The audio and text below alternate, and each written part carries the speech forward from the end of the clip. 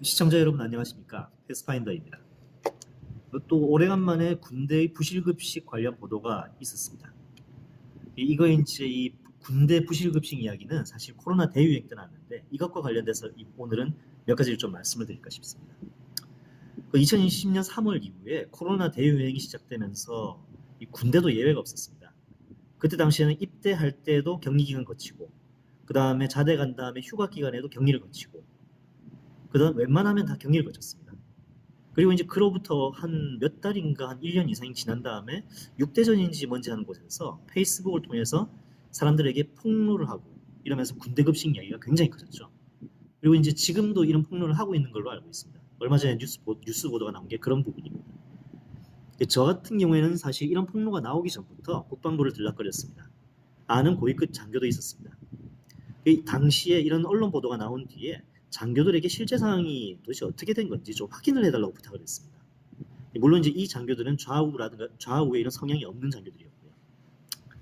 이 장교들이 나중에 현실적으로 확인해서 알려준 사실은 뭐였냐면 사실 좀 당황스러운 거였습니다. 이 장교들 한 말이 사실은 맞는데 그런데 이게 소수의 사례가 전체 사례처럼 좀 포장되어 있다라고 이야기합니다.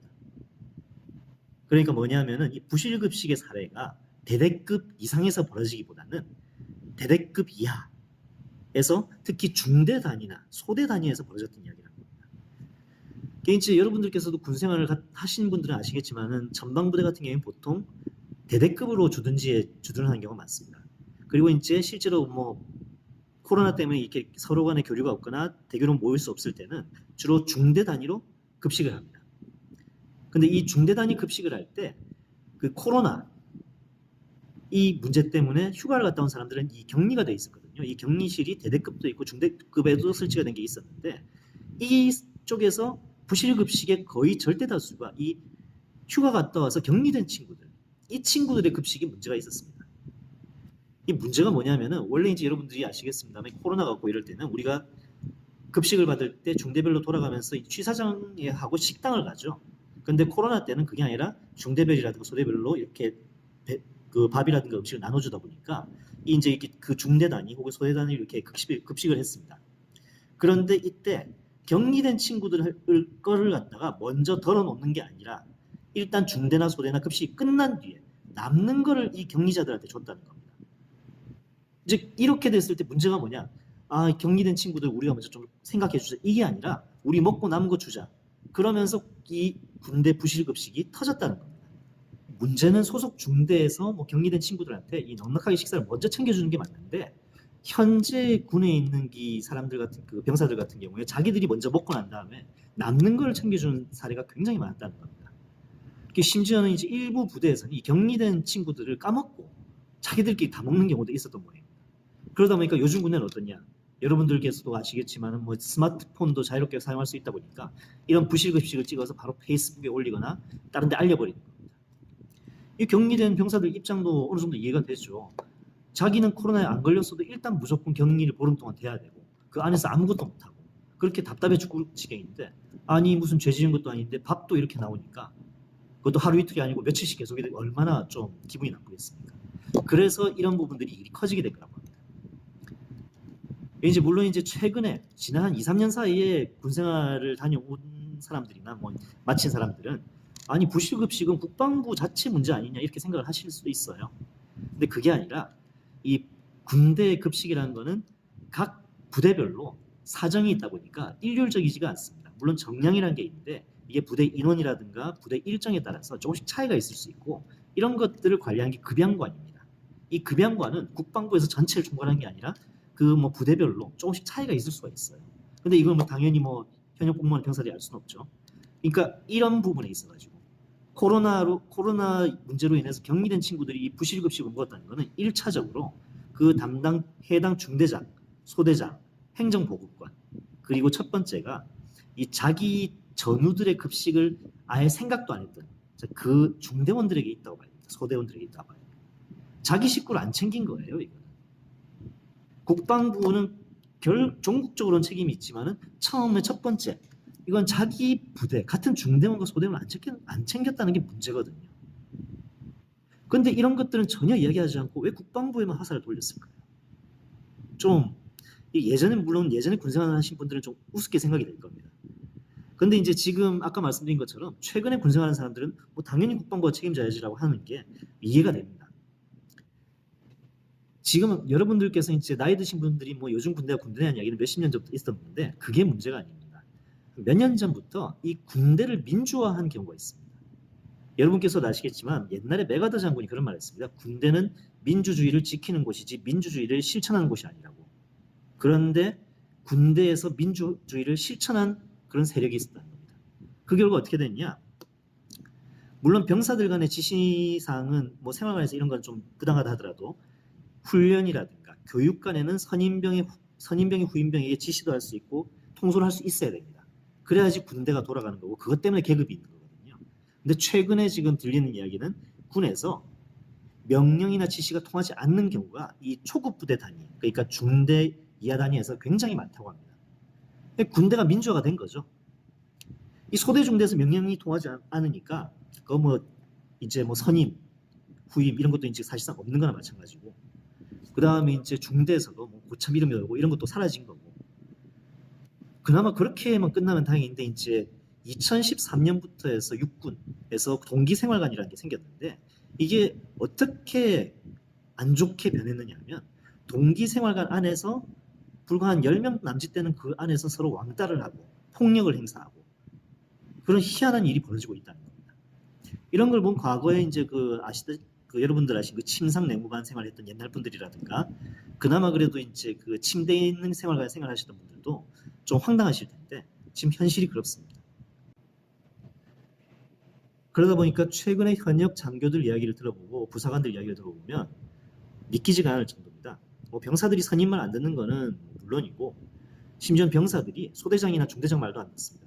이등병이 소대장이나 중대장한테 대들고 그 다음에 이제 심지어 대대장이 좀 어려운 지시하면은 뭐 쌍욕하는 경우도 있고 이런 일이 심심치 않게 벌어진다고 합니다. 게다가 군기교육대라든가 영창에서도 옛날 군대 같은 군기잡기는 이제 할 수가 없습니다. 군대에서 영이 안 통하는 상황이나 마찬가지라는 이야기가 적지 않게 나옵니다. 이런 상황에서 이런 아까 말씀드렸던 군대 민주화와 함께 그다음 현재 잘못된 징병제도, 그다음 보훈제도, 게다가 무능력한 장교들이 잘못된 교육 때문에 갈수록 문제가 심각해지고 있습니다. 먼저 현재 징병제도가 굉장히 심각하게 잘못되어 있습니다. 이 국방부와 병무청은 노무현 때부터 해서 지금까지 이어지면서 국방개혁이랍시고 하면서 병력의 머릿수를 채워야 된다는 그런 무슨 강박관념에 빠져 있습니다. 이 착각이거든요. 이제 그러다 보니까 현재 출생률 문제로 해서 사람을 채울 수가 없는데 억지로 징병을 하고 있습니다. 최근에 나온 사례를 보면 평발은 물론이고 큰 외과 수술을 해서 뭐 이제 허리 같은데 핀이 박혀 있다거나 이런 사람들도 현역으로 가고 심지어는 심각한 질환이 있어서 이제 사실상 일반적인 생활을 못하는 사람조차도 징병으로 끌려간다고 합니다. 참고로 2022년에 장정들의 현역 판정률이 83.8%나 됐다고 합니다. 말이 안 되는 거거든요. 20대 초반 남성들 중에 83% 이상이 현역으로 간다? 말이 안 되는 이야기입니다. 게다가 이 몸이 안 좋은 병사들도 건강한 병사들하고 똑같이 군생활을 해야 되는데 지금 이 병사들에 대한 신병 교육이 얼마나 좀 허접한 수준이냐.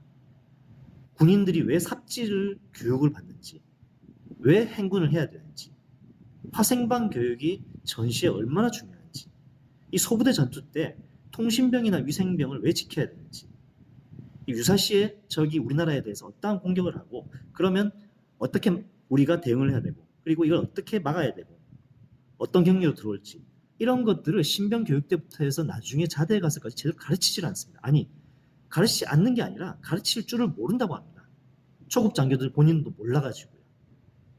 그러니까 이제 이걸 좀 안 좋게 말하면은 6.25 당시에 몇만 명이 굶어 죽었던 국민 방위군 수준의 교육을 하고 있다는 겁니다. 이 지금 현재 우리나라의 젊은 층들은 웬만큼 교육을 받았거든요. 물론 뭐 한자 잘 모르고 한다고 하더라도 웬만큼 이야기가 통하고 조금만 가르쳐주면 충분히 스스로 이해할 수 있는 사람들입니다. 그런데 이런 사람들을 6.25 때 문맹 취급을 하고 있다는 겁니다. 이처럼 이렇게 병사들 이전에 한 사람이 사람으로서 존중을 받아야 되는데 존중을 못 받으니까 결국엔 전부 다 나 끌려왔다 억울하다 이런 생각이 빠지게 되는 거고요. 그러면서 이제 이 아까 말씀드렸던 군 민주화 세력들이 이 설치해 있고, 그리고 이 병사들이 이 맨날 우는 소리를 하니까 당연히 그 부모들이 나서겠죠. 이 부모들이 나서고, 거기에다 또 바깥에서는, 일반 사회에서는 이 병사들을 사람 취급을 안 합니다. 또 그 중심엔 여성 우월주의자들이 있죠. 그러니까 이 친구들이 사회에 대해서 불만이나 분노가 안 생길 수가 없는 겁니다. 그리고 이게 잘못돼서 나가는 것들이 자기 또래 여성들에 대한 무차별적 분노로도 표출이 되는 경우가 종종 있습니다. 그 다음에 또 하나가 문제가 뭐냐면은 이 현재 이 병사들의 부모들이 사실 86세대입니다. 이 86세대 부모들이 자기 자식이 이쁜 건 알겠어요. 근데 최근에는 보면은 이 부모들이 소대장한테, 대대장한테, 중대장한테 단톡방 만들어서 우리 아들 뭐 해주세요. 우리 아들 뭐 하면 안 됩니다. 이게 물론 앞서 말씀드린 이 징병 문제도 있지만은 이 지휘관들한테 이걸 이렇게 요구를 해버리면 이거는 군대가 아니고요. 이 어린이집 교사가 돼버리는 겁니다. 이렇게 되면 이 간부들은 당연히 병사들의 감정이 안 좋아집니다. 그 부모들에 대해서 안 좋아지는 게 아니라. 그러면 서로 간의 감정이 상하게 되면 서로가 잘해줄 수가 없게 되고 서로가 반발심이 생길 수밖에 없게 되고 그런 결과가 병사들이 18개월 동안 지옥 같은 생활을 하게 되는 겁니다. 그 다음에 다른 문제를 하나 말씀드릴게요. 최근에 이거는 간부들뿐만이 아니라 병사들, 거의 우리 군에 절대 다수의 사람들이 빠져있는 문제인데 이런 얘기를 많이 해요. 요즘 세상에 우크라이나 전쟁도 봐. 요즘 세상에 누가 총 들고 싸워. 뭐 버튼 누르면 미사일하고 뭐 드론으로 다 싸울 수 있어. 그러는 이게 소위 말하는 무기 만능주의인데요. 우크라이나와 한국은 틀립니다. 이런 거 없이 그냥 무기 만능주의에 빠진 병사와 간부가 있다 보니까 우리가 훈련을 왜 해야 되느냐, 그런 착각에 빠진 사람들이 굉장히 많다는 겁니다. 그리고 만약에 이런 소리를 병사들한테 해야 되는 지휘관이 있으면 그 사람은 계급장을 떼야 돼요. 군 지휘관 자격이 없는 겁니다. 사실 지난 한 4년 사이에 군복무를 했거나 지금도 복무하고 있는 병사 대부분은 지금 군대가 뭐가 문제인지를 일단 피상적으로만 느낄 수밖에 없습니다. 지금 군대의 문제는 20세기 말 있었던 문제하고 굉장히 비슷해요. 한마디로 말씀드리면 21세기 병사를 20세기 시설에 가둬두고 19세기 교리로 가르치는 겁니다. 이런 문제를 똥별들이 많아서 모른다? 제가 아까 말씀드렸다시피 국방부에서 좀 오래 들락거렸습니다. 거기서 본 거는 진정한 장군이 있다 하더라도 정치인 못 이깁니다. 정치인들이 국정감사 때 이 장군들 불러서 호통치면 옷벗을 각오한 거 아닌 이상은, 그것도 안 좋게 연금도 못 받을 정도로 옷벗을 각오를 아닌 이상은 큰 소리도 못 냅니다. 자기 의지를 관철하기 힘든 거죠. 그러다 보니까 제대로 된 장군조차도 그냥 병사들이 봤을 때 똥별이 되는 겁니다. 다음에 다시 기회가 되면 좀 자세히 말씀드리겠지만 이것부터 먼저 말씀드리겠습니다. 먼저 국방부와 병무청은 병력 50만 명이라는 이 제한선을 버려야 됩니다. 집착을 버려야 됩니다. 그래야지 정신병 환자라든가 중환자가 군대에 와서 고생하고 이 사람들을 보살핀다고 옆에 있는 병사들이 개고생하는 일이 사라집니다. 그 다음에 나머지 정상적인 병사들이 입대를 했을 때도 이 병사들에게 쓸데없는 걸 가르친 게 아니라 이 병사들이 제대로 내가 군인이구나 라고 느낄 수 있는 훈련 예산을 확보해야 됩니다.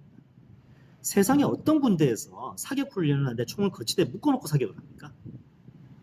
사격부터 해가지고 우리가 퇴출하는 거, 반격하는 거, 제병 합동 훈련, 그 다음에 통신도 실제로 해보는 거, 이런 걸 병사와 간부가 같이 배워야 되거든요. 군인으로서 배울 수 있는 걸 일단 배워놓고 그 다음에 이야기를 해야 되는 거죠. 그리고 이런 것들이 전제되고 그 다음에 해야 될 게 군대 끌려간다는 소리 안 나오게 해야 되는데 여기에서 중요한 게 보훈 문제입니다. 군 가산점? 그거는 공무원 이야기죠. 그게 아니라 군 가산점하고 실질적 소득과 직결을 시켜야 됩니다. 가장 쉬운 예로 현역 복무를 마친 사람은 나중에 직장에 가가지고 그 월급을 탔을 때 소득세를 할인해 주든가 4대 보험료 깎아주면 됩니다. 그럼 만약에 이런 사람들이 창업을 한다? 그럼 부가세 면제해 주면 돼요. 이런 생각을 왜 안 하는 겁니까? 이게 특혜라고 생각합니까? 그게 아니죠. 18개월이든 6개월이든 27개월이든 30개월이든 속된 말로 끌려갔다 왔다고 말을 듣는 이유가 뭐겠습니까? 배울 만한 걸 못 배웠다는 생각을 많이 하거든요. 이런 거에 대한 보상이 바로 보훈 정책입니다. 아니면 이럴 수도 있어요. 지금 현재 이 현역 병사들이 굉장히 불만을 가지는 게 현재 그 아까 말씀드렸던 군민주화 세력이나 86세대하고 겹치는데 소위 여성 우월주의자들을 지켜 세워주고 우쭈쭈해주는 이런 정책이 많았어요. 지금 이거 지자체별로도 하고 있고 정부에서도 하고 있습니다. 미혼 여성만을 위한 우대 정책 이런 것들을 갖다가 이 현역 병사들에게 똑같이 해줘야 돼요. 그래야 형평성이 맞죠. 그리고 미혼 여성들 같은 경우에 정 안 되면 병역세를 내면 돼요. 이상한 소리였습니까? 이 젊은 여자들 자기 남친 아니라도 이 젊은 남자들이 끌려가다시피 해서 18개월 고생하는 거는 우리 국민을 지키기 위한 거예요. 작게는 자기 가족이지만 넓게는 우리 사회를 지키는 사람들이거든요. 그럼 이 사람들도 같이 역할을 했으면 보상을 받아야죠. 그게 보훈입니다. 그런데 지금 어떻습니까? 똑같은 국민인데 그 운동권 86세대라든가 그 딸들 외국인 불법 체류자 그보다도 아래에 있는 게 지금 현역 갔다 오는 20대 아닙니까? 같은 국민인데 이렇게 삼류 사류 취급받는 이런 사회는 자유민주주의 사회가 아니고 전체주의 계급 사회로 나아가는 겁니다. 다음에 다시 뵙겠습니다. 안녕히 계십시오.